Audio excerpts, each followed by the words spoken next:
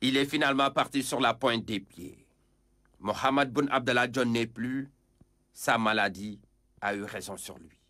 Pourtant, il y a juste quelques jours, il avait encore manifesté sa volonté de servir son pays lors de l'élection présidentielle de mars 2024. Mais la volonté divine s'est manifestée autrement. Et c'est en pleine campagne que le fils de Gossas était obligé de se retirer, car n'étant plus au meilleur de sa forme, nécessitant ainsi son évacuation vers la France pour des soins. Des soins qui n'auront pas finalement porté leurs fruits. Et c'est ce vendredi en plein Ramadan qu'il a rendu l'âme.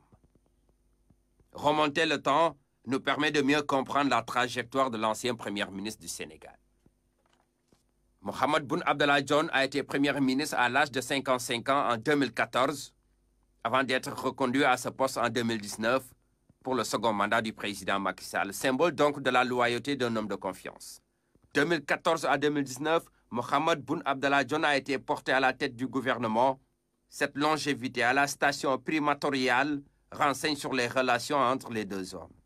6 juillet 2014, Mohamed Boun Abdallah Dionne est nommé Premier ministre avec un cahier de charges qui s'articule autour du plan Sénégal émergent, notamment à sa première phase.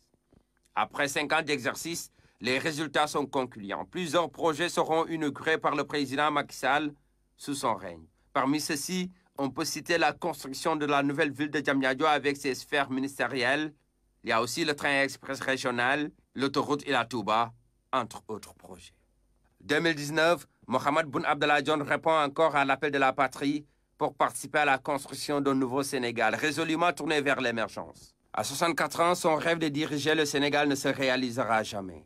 Le décret divin tombe ce vendredi 5 avril 2024, laissant derrière lui un pays orphelin d'un Premier ministre qui, de son vivant, aura marqué le Sénégal d'une trajectoire élogieuse.